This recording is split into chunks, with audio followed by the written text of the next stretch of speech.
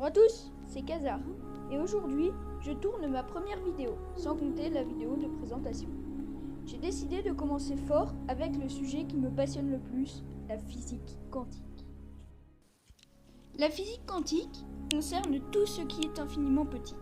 Comme il y a énormément de choses à raconter dessus, je ferai une petite série d'entre 5 et 10 épisodes. Mais il faut bien commencer par quelque chose, donc cette vidéo vous donnera surtout des noms que l'on va beaucoup utiliser par la suite. Donc, ça pourra vous paraître rébarbatif, mais je vous promets qu'à partir de l'épisode 2, ça commencera à devenir très intéressant. On va plonger dans l'infiniment petit par paliers.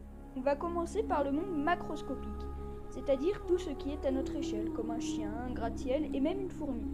Prenons par exemple cet arbre. Comme tout être vivant, il est composé de cellules. Les cellules, c'est ces formes géométriques avec des points à l'intérieur que vous observez au microscope en 6e. Ces cellules sont composées de nombreuses molécules qui forment la matière.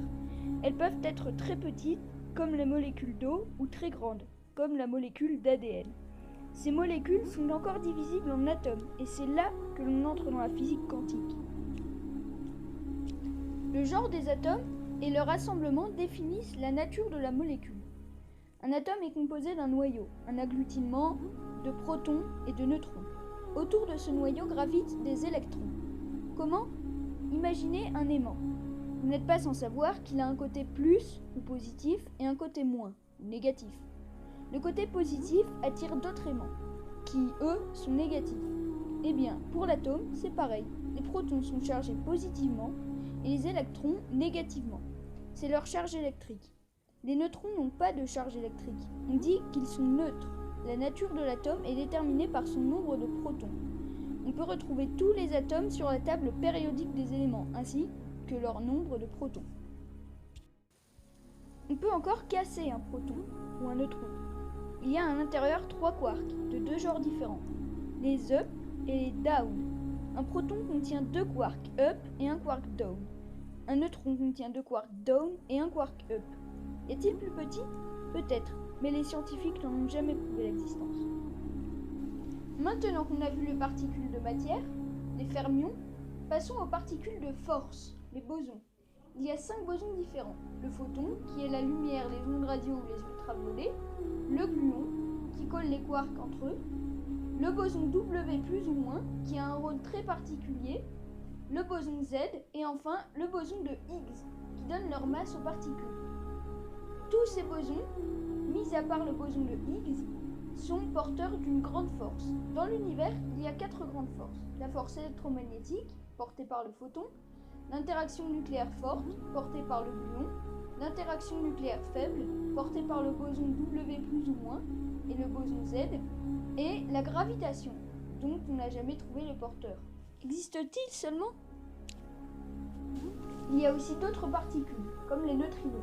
Ce sont de toutes petites particules, sans charge électrique, qui vous traversent sans arrêt à une vitesse phénoménale, proche de la lumière.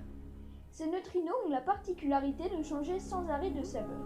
Une saveur, c'est ce qui permet de différencier des particules qui se ressemblent énormément. Par exemple, un quark up n'a pas la même saveur qu'un quark down, même s'ils se ressemblent vraiment énormément. Les quarks aussi peuvent changer de saveur. Il arrive qu'un boson W-, les bosons W peuvent être positifs ou négatifs, change la saveur d'un quark.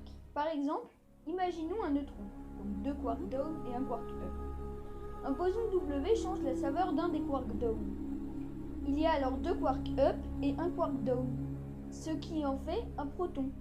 L'atome change alors de nature, puisqu'il a un proton en plus. Ainsi, si l'atome était un atome d'hydrogène, qui contient un proton, il se transforme en atome d'hélium, avec 2 protons.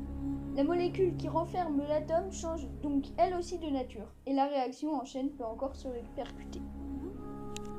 En physique, une onde est très différente d'un corpuscule. L'onde, c'est l'énergie. Les cercles qui se dessinent lorsque vous lancez un caillou dans un lac, ce sont les ondes. Vous ne pouvez pas les toucher. Le caillou, lui, est matériel, vous pouvez le toucher. Il y a une expérience qui permet de différencier une onde d'un solide, l'expérience de la double fente. Il s'agit de placer une planche percée de 2 fentes devant une source d'onde ou de corpuscule. Il y a aussi un mur derrière la planche. Dessus, on observe les endroits où l'onde ou le corpuscule se sont arrêtés. Si c'est une onde, voici ce qu'on observe. Ça s'appelle une figure d'interférence. Et voici ce qui se passe quand on envoie des corpuscules. Peut-être avez-vous déjà entendu parler d'antimatière. C'est une sorte de matière inversée. Je vous ai expliqué qu'un proton était positif, un antiproton est négatif. Un électron est négatif, donc un antiélectron ou positron est donc positif. Il y a un anti pour chaque particule, même pour les quarks, ce qui donne des assemblements quark-antiquark, les mésons. C'est le nom de la particule. Quand une particule entre en contact avec son anti, tous deux disparaissent, libérant une énergie phénoménale. C'est de là que viennent les moteurs à antimatière, missiles à antimatière de la science-fiction. Voilà, c'est la fin de cette vidéo. J'espère qu'elle vous a plu. Mais le meilleur reste à venir. Dans le prochain épisode de ce guide quantique, je parlerai des propriétés phénoménales de l'atome. Donc, au revoir et à bientôt!